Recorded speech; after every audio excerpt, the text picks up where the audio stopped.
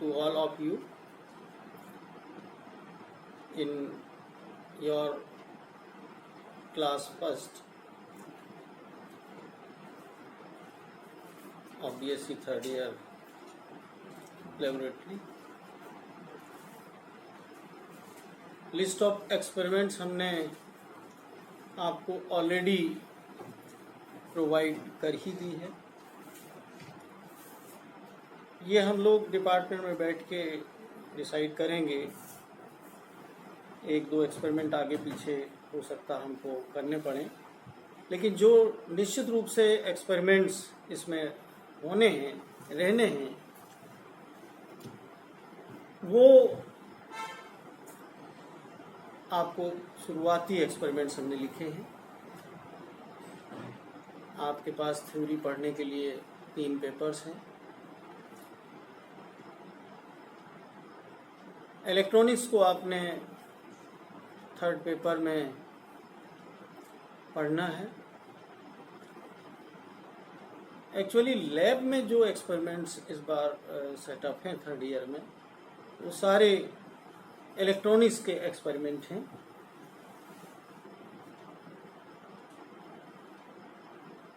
Theory आपकी अगर strong है तो एक्सपेरिमेंटल वर्क आपका बहुत सिंपल पड़ेगा।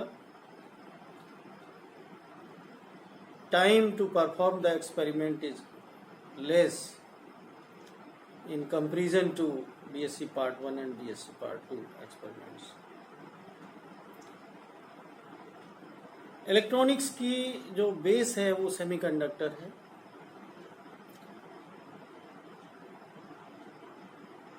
सेमीकंडक्टर में बैंड थ्योरी आती है।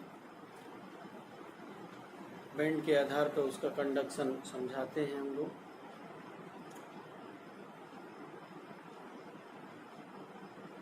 जो एक्सट्रिंसिक सेमीकंडक्टर्स हैं 2 टाइप के होते हैं, पी टाइप और एन टाइप सेमीकंडक्टर्स। जो पहली डिवाइस बनाई गई थी सेमीकंडक्टर को यूज करके वो पीएन जंक्शन डायोड। उसके बाद ये तो सब आपने 12th लेवल पे पढ़ा है, फिर बीएससी पार्ट 1 में भी शायद पढ़ा है आपने। बीएससी थर्ड ईयर में तो बहुत चीज़ें सिलेबस में एडवांस हैं। तो एडवांस सिलेबस के एक्सपेरिमेंट्स जो थर्ड ईयर में हैं वो थोड़े से कम संख्या में हैं, लेकिन हैं।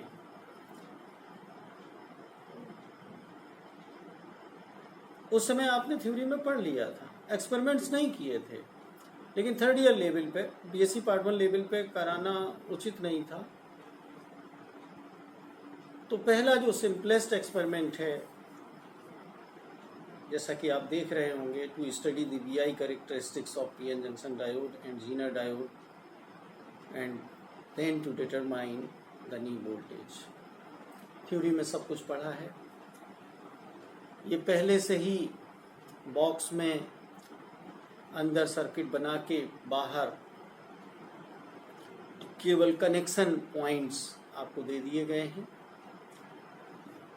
लेकिन उसमें स्केच बना दिया गया है कि इस बीच में जंक्शन डायोड लगा हुआ है। यहाँ पे उसकी बेयासिंग के लिए पावर सप्लाई प्रोवाइड है। तो थोड़े कनेक्शन आपको करने हैं। इनिशियली हम करके बताएंगे। अभी डिस्कशन चल रहा है कि मुझे डिसाइड करना है कि मैं वर्चुअल लैब वाला सिस्टम फॉलो करूं या नहीं, क्योंकि एक्चुअल जो एग्जामिनेशन में है वो इन्हीं पे जो लैब में हमारे पास अवेलेबल एक्सपेरिमेंटल सेटअप हैं फिजिकली, उन्हीं पे एग्ज़ाम होगा। क्योंकि एक्सपेरिमेंट का जो मीनिंग है अभी तक मुझे ये समझ में आता है कि थ्योरी तो हम पढ़ते हैं, थ्योरी की तरह हम वर्चुअल एक्सपेरिमेंट्स को करेंगे। करने का तरीका एक बार फिजिकल उसका सेटअप देख लिया जाए, उसके बाद वर्चुअल करने में मतलब better to learn from virtual experiments. तो मेरी जो प्लानिंग है एक्सपेरिमेंट्स की किसी तरीके से आपको फिजिकल लेवल पे सारे एक्सपेरिमेंटल सेटअप इंट्रोड्यूस करूं। हाँ, तो मैं पहले लिस्ट बता रहा था कि ये पिन जंक्शन जीना डायोड का एक्सपेरिमेंट आपको करना है। वीआई कैरेक्टरिस्टिक्स का मतलब forward Beas characteristics, reverse Beas characteristic जो थ्योरी में पढ़ते हो वही करके देखना है। एक्चुअल पीएन जंक्शन लगाना है, उसका फॉरवर्ड बियास करना है, रिवर्स बियास करना है। आप अच्छे जानते हैं कि वोल्ट पढ़ने के लिए जो बियासिंग वोल्टेज पढ़ने के लिए वोल्ट मीटर लगाया जाएगा वो बियासिंग वोल्टेज हो जाएगा। चाहे वो फॉरवर्ड बियास में करा जाए तो उसके लिए वोल्ट मीटर चाहिए, वोल्ट मीटर लगा होगा उस सेटअप में। करंट जो है फॉरवर्ड बियास में मिली एम्पियर ऑर्डर की आती है जंक्शन डायोड में, और रिवर्स बियास में माइक्रो एम्पियर ऑर्डर की करंट आती है। तो एक मिली एम्पियर उसमें लगा होगा, एक माइक्रो एम्पियर लगा होगा। तो प्रॉपर वे में कनेक्शन करने के बाद स्टेप्स में हम वोल्टेज को वेरी कराते हैं और करस्पॉन्डिंग करंट को नोट करते हैं। इसके अलावा भी आपने डायोड पढ़े हैं अभी, जैसे कि जंक्शन डायोड है, जीना डायोड है, फोटो डायोड है, पिन डायोड भी होता है। तो आपके जो दूसरा एक्सपेरिमेंट है वो भी डायोड पे ही है। रिवर्स बियास में ये काम करता है और उसमें बस एक स्पेशल प्रोविज़न होता है कि उस पर लाइट डाल दी जाती है। तो लाइट डालने से उसमें कंडक्शन के लिए जो रिक्वायर्ड एनर्जी है वो मिल जाती है और कंडक्शन स्टार्ट हो जाता है। तो वो जो करंट मिलती है वो फोटो करंट, और इंटेंसिटी बदलने से नंबर ऑफ चार्ज कैरियर्स की संख्या बदलती है, तो उस हिसाब से उसका रिस्पॉन्स भी आपको कुछ वेरिएशन के रूप में देखने को मिलेगा। तो दो एक्सपेरिमेंट डायोड बेस्ड है। पहला पीएन जंक्शन डायोड और जीना डायोड दोनों को मिला के कंबाइन करके बनाया गया है पहला एक्सपेरिमेंट। दूसरा फोटो डायोड कैरेक्टरिस्टिक्स है, डिफरेंट इंसिडेंट लाइट इंटेंसिटी को इंसिडेंट कराएंगे। जो एक्सपेरिमेंट नंबर 3 और 4 हैं वो किसी सेमीकंडक्टर का बैंड गैप निकालने के लिए है। तो जिस सेमीकंडक्टर का हमको बैंड गैप निकालना है, माने जो हमारा कंडक्शन बैंड और वैलेंस बैंड के बीच का जो फासला होता है, जितनी एनर्जी रिक्वायर्ड होती है उसको चार्ज कैरियर को वैलेंस बैंड से कंडक्शन बैंड में जाने के लिए, वो बैंड गैप कहलाता है। वो band gap electron volt energy में होता है। इंसुलेटर्स में ये गैप ज़्यादा होता है, लगभग 6 इलेक्ट्रॉन वोल्ट का होता है। 6 इलेक्ट्रॉन वोल्ट का होता है। सेमीकंडक्टर्स में ऑर्डर बता रहा हूँ, 1 इलेक्ट्रॉन वोल्ट का होता है, 0.76 हो सकता है, 0.5 इलेक्ट्रॉन वोल्ट हो सकता है, 1.1 इलेक्ट्रॉन वोल्ट हो सकता है, एट्सेट्रा। एक पीएन जंक्शन डायोड को यूज़ करके एक एक्सपेरिमेंट डिज़ाइन किया गया पहले लोगों के द्वारा, उसको हम लोग करके देखते हैं। एक पीएन जंक्शन डायोड यूज़ करके एनर्जी बैंड गैप उस सेमीकंडक्टर का निकालना होता है। तो थर्ड एक्सपेरिमेंट है to determine the energy band gap of a semiconductor by using a PN junction diode. एक 4 प्रोब मेथड होता है। 4 प्रोब का मतलब नल डिफ्लेक्शन पॉइंट पे, जो कि ज़्यादा बेटर माना जाता है, उसकी एक्यूरेसी ज़्यादा मानी जाती है। एक टेक्नोलॉजी है, एक एडवांसमेंट है नॉलेज का, उससे आप परिचित होंगे, लेकिन निकालेंगे एनर्जी बैंड गैप का ही किसी सेमीकंडक्टर का एक 4 प्रोब मेथड यूज़ करते हुए। एक सैंपल होगा, स्पेसिमेन होगा उस सेमीकंडक्टर का, और उसके साथ एक अरेंजमेंट है जिसको हम डिटेल में आपको बताएंगे जब एक एक करके एक्सपेरिमेंट बताया जाएगा। आपने 2 कॉन्फ़िगरेशन में, वैसे तो 3 कॉन्फ़िगरेशन में ट्रांजिस्टर यूज़ होता है। ट्रांजिस्टर भी ऑलरेडी आप बीएससी पार्ट 1 में पढ़ चुके हैं। तो ज़्यादा यूज़ के जो कॉन्फ़िगरेशन होते हैं, कॉमन इमिटर कॉन्फ़िगरेशन और कॉमन बेस कॉन्फ़िगरेशन, तो उनकी जो कैरेक्टरिस्टिक्स होती हैं उनको हमको स्टडी करना होगा। तो एक्सपेरिमेंट नंबर 5 और 6 to study the characteristics of PNP transistor in CB configuration. वो उसमें प्रोविज़न है, पीएनपी भी कर सकते हो और एनपीएन भी कर सकते हो। ये डिपेंड करता है कि आप सर्किट जो बना रहे हो वो पीएनपी के हिसाब से बना रहे हो कि एनपीएन। दोनों टाइप के प्रोवाइड हैं, लेकिन मुझे लगता है कि NPN वाला उसमें कुछ गड़बड़ है, इसलिए PNP का हम लोग कराते हैं। To study the characteristics of PNP transistor in CB configuration, और 6 वाला है to study the characteristics of PNP transistor in CE mode. ये इस तरीके से 6 एक्सपेरिमेंट तो आपके डायोड और semiconductor, diode and then transistor पे ही आधारित हैं। एक ट्रांजिस्टर आपने, मुझे याद नहीं है कि आपने BSc पार्ट 1 में पढ़ा या नहीं पढ़ा, लेकिन अगर नहीं पढ़ा है तो यहाँ पे BSc थर्ड ईयर में आपके सिलेबस में होगा, एक फील्ड इफेक्ट ट्रांजिस्टर होता है। मैं डिटेल में नहीं जा रहा हूँ, इंट्रोडक्टरी क्लास है, जस्ट हम आपको इंट्रोड्यूस करा रहे हैं सब्जेक्ट से।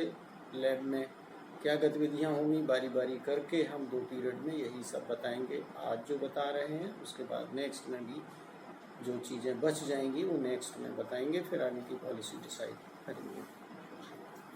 तो ये जो फील्ड इफेक्ट ट्रांजिस्टर होता है, जिसको शॉर्ट फॉर्म में एब्रीवेट करके capital F, capital E, capital T fat भी बोला जाता है, डायरेक्टली फैट ही बोला जाता है। फील्ड इफेक्ट ट्रांजिस्टर बहुत कम बोलते हैं। तो study the drain and transfer characteristics of the given field effect transistor. तो 7th एक्सपेरिमेंट भी ट्रांजिस्टर का है, यानी ट्रांजिस्टर के 3 एक्सपेरिमेंट हो गए। ये जो ट्रांजिस्टर अभी आपने PNP NPN पढ़े हैं वो BJT कहलाता है, बाई जंक्शन ट्रांजिस्टर, माने PNP तो 2 जंक्शन बीच में आते हैं, इसलिए बाई जंक्शन ट्रांजिस्टर कहा जाता है, बाईपोलर जंक्शन ट्रांजिस्टर। और ये जो हमारा फील्ड इफेक्ट ट्रांजिस्टर होता है, मैं डिटेल में नहीं जा रहा हूँ, फिलहाल आप जान लीजिए कि वो उससे कुछ डिफरेंट होता है। एक एक्सपेरिमेंट और जो हमें पहले इसमें लिस्ट में देना चाहिए था, कोई बात नहीं, जो डायोड को यूज़ करके आप रेक्टिफायर बनाते हो। एक ये BSc पार्ट 1 का आपका पढ़ा हुआ है, एक हाफ वेव रेक्टिफायर होता है और दूसरा फुल वेव रेक्टिफायर होता है। Half wave rectifier single diode को यूज़ करके हो जाता है, और full wave rectifier centre tap, जो हमारा जो ट्रांसफार्मर लगता है वो सेंटर टेप 2 डायोड यूज़ करके फुल वेव रेक्टिफायर बनाया जाता है। उसको अभी लिस्ट में हमने लिखा नहीं है, उसको वो भी सेटअप हम लोग के पास है। तो जिस लिस्ट ऑफ एक्सपेरिमेंट्स हमने 12 दी है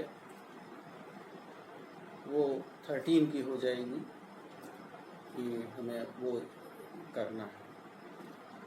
इसके अलावा एक मतलब सेंटर टेप ट्रांसफार्मर यूज़ न करके normal transformer, step down transformer use करके हम लोग 4 डायोड को एक ब्रिज बनाते हुए व्हीटस्टोन ब्रिज की तरह बनता है, D1, D2, D3, D4, हो सकता है सिलेबस में आपने पढ़ा होगा। तो ब्रिज रेक्टिफायर आपको यूज़ करना है, साथ साथ में आपको फ़िल्टर की नॉलेज हो जाएगी। आपको पाई सेक्शन फ़िल्टर हमारे सेटअप में लगा हुआ है, उसमें अगर आप फ़िल्टर नहीं लगाते हो तब क्या उसके आउटपुट वोल्टेज आती है, और फिल्टर लगा देते हो तो क्या आउटपुट वोल्टेज आती है। तो उसका जो टाइप मतलब ऑब्जेक्ट है to study a full wave bridge rectifier with and without filter section. तो ये एक्सपेरिमेंट नंबर 8 है, काफ़ी आसान एक्सपेरिमेंट्स हैं। 9th एक्चुअली होता क्या है कि जो हमें AC मिलती है, बहुत सारे जो सर्किट्स होते हैं इलेक्ट्रॉनिक्स में उनमें AC नहीं DC चाहिए होती है। तो AC को DC में कन्वर्ट करने के लिए अभी आप रटते हो कि रेक्टिफायर जो है AC को DC में कन्वर्ट करता है, लेकिन हो सकता है कि अब तक आप जान चुके होंगे कि रेक्टिफायर AC को DC में नहीं कन्वर्ट करता है, बल्कि फ्लक्चुएटिंग DC में कन्वर्ट करता है। उसमें रिपल्स होती है, रिपल्स को फिल्टर करके स्मूथ DC बनाई जाती है। मतलब फिल्टर्स के बाद स्मूथ DC का मतलब टाइम के रिस्पेक्ट में वो वेरी ना करे, तो वो DC कहलाती है। उसमें वेरिएशन है, जो रेक्टिफायर्स का जो आउटपुट होता है उसमें वेरिएशन होते हैं। लेकिन ये जो आउटपुट रेक्टिफाइड मिला है ब्रिज रेक्टिफायर का, उसके बाद फिल्टर लगा लिया है, वो रेगुलेट नहीं होता है। मानी लोड इसके बाद अगर हम अप्लाई कर देते हैं तो करंट बढ़ाने पे उसका, हम करंट जब ड्रॉ करते हैं तो उसका आउटपुट वोल्टेज घटने लगता है। तो इसके लिए हम लोग एक स्टेबलाइजेशन रेगुलेशन सेक्शन लगाते हैं। आपने जब जीनर डायोड पढ़ा होगा तो आपने ये भी पढ़ा होगा कि डायोड का यूज़ एक रेगुलेशन में भी यूज़ किया जाता है। Use of diode, zener diode as in voltage regulation. तो रेगुलेटेड पावर सप्लाई भी है, वो एक्चुअली ट्रांजिस्टर को भी यूज़ करके, कॉम्प्लिकेटेड सर्किट होता है उसको यूज़ करके रेगुलेटेड पावर सप्लाई बनाते हैं। एक स्टेबलाइज्ड पावर सप्लाई होती है। स्टेबलाइज्ड का मतलब है कि इनपुट वोल्टेज के वेरिएशन से भी आउटपुट वोल्टेज, उसको फाइनली डिस्कस किया जाएगा जब एक एक करके एक दिन में एक एक्सपेरिमेंट या आधा एक्सपेरिमेंट डिस्कस किया जाएगा, तब ये एक्सपेरिमेंटल डिस्कशन हम करेंगे। एक्चुअली ये इलेक्ट्रॉनिक्स है। इलेक्ट्रॉनिक्स में डिफरेंट जो है ऑपरेटर्स यूज़ किए जाते हैं, इंस्ट्रूमेंट्स यूज़ किए जाते हैं। तो इलेक्ट्रॉनिक्स की जो लैब है, हम तो कहते हैं फिजिक्स की लैब में CRO का बहुत महत्व होता है। जितनी भी टेक्नोलॉजी यूज़ करी जाती है मेडिकल लाइन में, तो एक स्क्रीन जो होती है वो CRO, तो एक पुराना नाम है कैथोड रे ऑसिलोस्कोप। जैसे पुराने टेलीविजन में CR ट्यूब लगती थी, अब तो डिजिटल का ज़माना आ गया है, टीवी स्क्रीन वगैरह सब चेंज हो गए हैं, लेकिन उसका महत्व तो बहुत है। फिजिक्स आगे उसके बाद ही बढ़ी है। एक हिस्टैरिसीस लॉस आपने मैग्नेटिज्म में पढ़ा होगा, तो वो हिस्टैरिसीस लॉस को आप CRO पे, जो थ्योरेटिकली आप पढ़ते हो CRO पे, उसका डिस्प्ले देखा जा सकता है।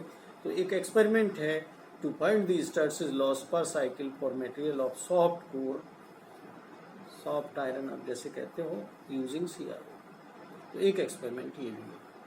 एक बेसिक एक्सपेरिमेंट और भी है कि ये जो कंपोनेंट्स होते हैं, इलेक्ट्रॉनिक कंपोनेंट्स, इंडक्टर और कैपेसिटर, ये सीरीज में भी जोड़े जा सकते हैं, पैरेलल में भी जोड़े जा सकते हैं। सीरीज रेजोनेंस, पैरेलल रेजोनेंस, ये तो 11th-12th लेवल पे भी आपने पढ़ा है, तो उनको भी हम करके देख सकते हैं। तो एक एक्सपेरिमेंट इसी पे है, to show that the impedance of a circuit in which inductor and capacitor are in series is minimum and maximum when joint parallel at resonance frequency. एक एक्सपेरिमेंट और है थोड़ा सा, जो ट्रांजिस्टर का एप्लीकेशन है एज एन एम्पलीफायर। तो एक एम्पलीफायर की भी हम लोग स्टडी करके देख सकते हैं लैब में।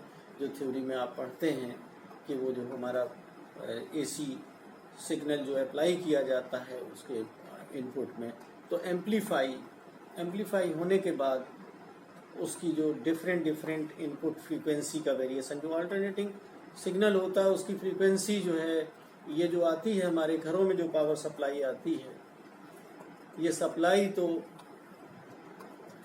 फिक्स्ड फ्रीक्वेंसी है। इंडिया में 50 साइकिल पर सेकेंड होती है, लेकिन हमारे बहुत सारे इंस्ट्रूमेंट्स में, डिवाइसेस में डिफरेंट फ्रीक्वेंसी की AC सिग्नल रिक्वायर्ड होते हैं। तो हमारा जो वेरिएबल फ्रीक्वेंसी देने वाला जो इंस्ट्रूमेंट होता है उसको ऑसिलेटर कहते हैं। अगर एक पर्टिकुलर रेंज ऑडियो फ्रीक्वेंसी के रेंज में होता है तो ऑडियो फ्रीक्वेंसी ऑसिलेटर AF कहलाता है। अगर रेडियो फ्रीक्वेंसी की रेंज में होता है, उसका जो डिज़ाइन किया हुआ है, फाइनली उसको डेवलप किया हुआ है, मैन्युफैक्चर करके आपके सामने रख दिया गया है, उसमें सर्किट में थोड़े वेरिएशन होते हैं, तो RF oscillator, radio frequency oscillator कहलाते हैं। तो एक ट्रांजिस्टर एम्पलीफायर बनाया जाएगा कॉमन इमीटर मोड में, उसका फ्रीक्वेंसी रिस्पॉन्स आपको लैब में सेटअप से करके देखना। इस तरीके से ये 13 हमने 12 एक्सपेरिमेंट्स लिखे हैं। अगर हम एक centre tap full wave rectifier को भी इंक्लूड कर लें तो ये 13 एक्सपेरिमेंट्स होते हैं। अब कुछ इंस्ट्रक्शंस भी हमें आपको देने हैं। एक्सपेरिमेंट्स तो अभी आपको देखने को मिलेंगे, अगर हमें हो सकता है कि ऑनलाइन के साथ साथ ऑफलाइन क्लासेस स्टार्ट करने के लिए निर्देश गवर्नमेंट देती है, तो जो स्टूडेंट्स हैं उनके गार्जियंस के साथ जो भी गाइडलाइंस होंगी उसके अनुसार करा जाएगा।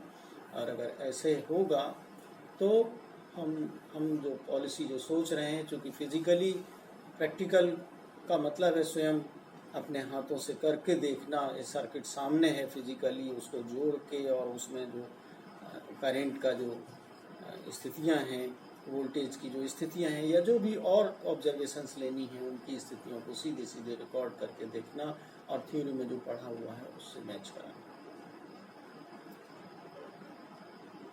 आप BSc part 1 under related courses में सक्सेसफुली क्वालिफाई पास होके पहुंच चुके हैं। सेकेंड ईयर को आप बिना एग्ज़ाम दिए ही पहुंच गए हैं। पहले तो हम तुम लोग सब लोग को बीएससी सेकेंड ईयर पास होके थर्ड ईयर में आने की बधाई देते हैं। और इस लैब के क्लास में आप लोग का स्वागत करते हैं। कुछ इंस्ट्रक्शंस अभी भी हमें देने को बाकी हैं, वो ये हैं, लैब में तो जो सेटअप हैं आप बीएससी पार्ट 2 लैब में जो करते रहे हैं उसी के एडजेसेंट जो लैब है जिसमें आप नहीं गए उसी में सारी व्यवस्था एक्सपेरिमेंट्स की करी गई है, जिसको आपको करना है, जिसमें आपको एक्सपेरिमेंट्स करने हैं। कॉपी फाइल में क्या करना है ये भी आपको फर्स्ट ईयर सेकेंड ईयर में सीख चुके हैं, लेकिन थर्ड ईयर में थोड़ा सा वेरिएशन है, क्योंकि यहाँ जो फॉर्मूले हैं बहुत ज़्यादा मैक्सिमम एक्सपेरिमेंट्स में लंबे चौड़े नहीं होते हैं, नॉर्मल फॉर्मूले हैं। तो आपको जो राइटअप लिखना है उसमें कॉपी में, प्रैक्टिकल फाइल में, उसमें ऑब्जेक्ट लिखना है, ऑपरेटर्स लिखना है। अब जो फार्मूला या फार्मूले यूज्ड लिखते थे उसकी जगह पे आप थ्योरी, रिलेटेड थ्योरी या थ्योरी आप लिखेंगे।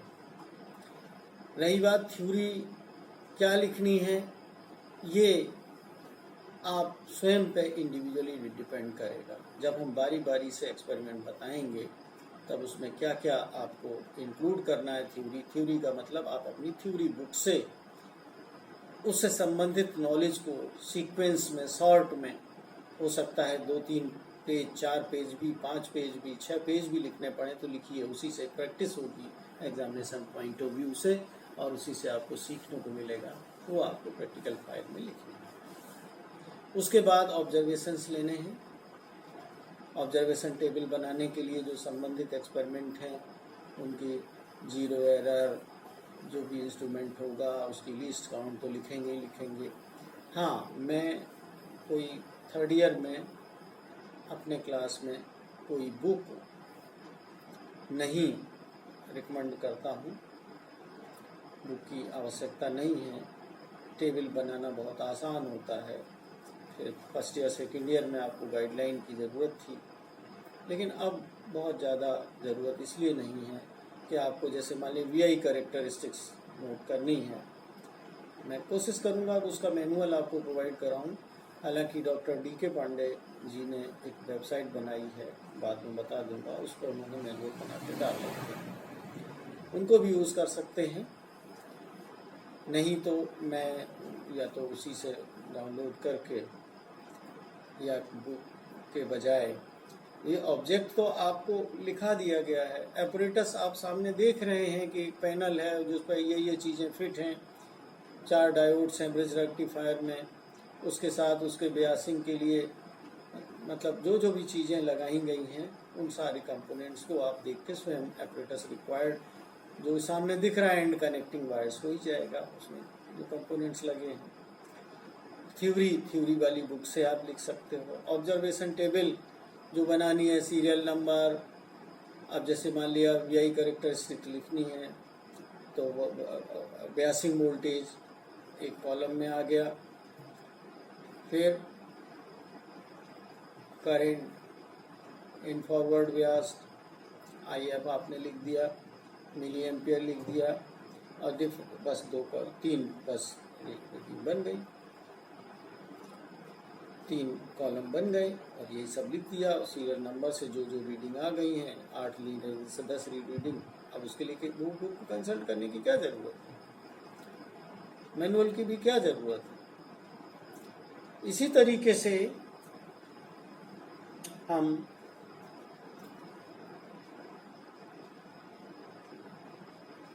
जो कैलकुलेशन करने हैं, प्लॉटिंग ऑफ कर्व्स को करनी, जो कर्व आ गए हैं उनको आपको कर्व स्वयं प्लॉट करने होंगे एक प्रॉपर स्केल लेते हुए जो अब तक सीख के आए हैं। और जो पैरामीटर्स रिक्वायर्ड होते हैं उन पैरामीटर्स को आप निकालेंगे। तो बहुत छोटी मोटी कैलकुलेशन होती हैं, कहीं रेशियो निकालना है, डेल्टा वी निकालना है, डेल्टा आई निकालना है, सिंपल सा एक कर्व पे स्लोप डाल के निकाल लिया जाता है।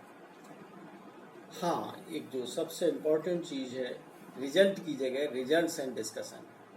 आपको रनिंग कमेंट्री लिखनी होगी और थ्योरी में जो आपने पढ़ा है उसके साथ क्या मैचिंग है, रिजेंबल कर रहा है तो कितना कर रहा है, रिजेंबल्स या वेरी वेल इन एग्रीमेंट, या अगर डिफरेंस है, कोई एरर है तो एरर के कारण सहित आप डिस्कशन में लिखेंगे। तो रिजल्ट की जगह पे रिजल्ट्स एंड डिस्कशन आप लिखेंगे। और in general sources of error and precautions जो लिखा जाता है वो आप लिखेंगे। इस तरीके से लैब में आपको काम करना होगा। बहुत भीड़ नहीं है, 3 सेक्शन में हम लोग A1 और A2 A3 के रूप में देख रहे हैं। अबाउट 30, 31, 32 स्टूडेंट्स हैं, 33 से ज़्यादा नहीं है। हम देखते हैं आसानी से उसका डिस्ट्रीब्यूशन हो, बिना रस के आप लोग एक साथ एक्सपेरिमेंट अच्छे से कर लें। अब पॉलिसी जो हम लोग की अभी बनेगी कॉमन में, कल जो है मीटिंग के साथ अब आपको बहुत इन्फॉर्म कर दिया जाएगा। तो आप अभी आप ये समझ लीजिए कि लिस्ट ऑफ एक्सपेरिमेंट्स देखिए और थ्योरी से मैच कराइए। और अगर आपको इंटरनेट पे वेबसाइट पे DK पांडे की एक कोई वेबसाइट है जैसा वो है, उसको आप डाउनलोड करके देख लें और आपको इमेजिनेशन के साथ सेटअप करना पड़ेगा। और मुझे लगता है कि इंट्रोडक्टरी लैब में यही है। कल से एक एक एक्सपेरिमेंट को मैं बताने की कोशिश करूंगा। अगर मैनुअल पॉसिबल होगा तो मैनुअल जो है हम अपलोड कर देंगे और उसी की गाइडलाइन पे कैसे प्रैक्टिकल करना है उसको हम एक्सप्लेन करेंगे। अगर लैब में जाके संभव हुआ वीडियो बनाना, लैब में हम नेक्स्ट टर्न से जाएंगे। अगर ऑफलाइन की इजाज़त नहीं मिली तो मैं वहीं पे इस मोबाइल कैमरे को फोकस करूंगा और एक एक करके जो सर्किट जोड़ते हुए और ये सब करके दिखाऊंगा। और ऑब्जर्वेशन क्या आ रही हैं एक स्टैंड पे लगा के दिखाएंगे कि ये इस तरीके से एक्सपेरिमेंट्स आ रही हैं और टेबल में कैसे हमको उनको रिकॉर्ड करना है। मुझे लगता है कि आज के लिए इतना ही और थैंक यू वेरी मच।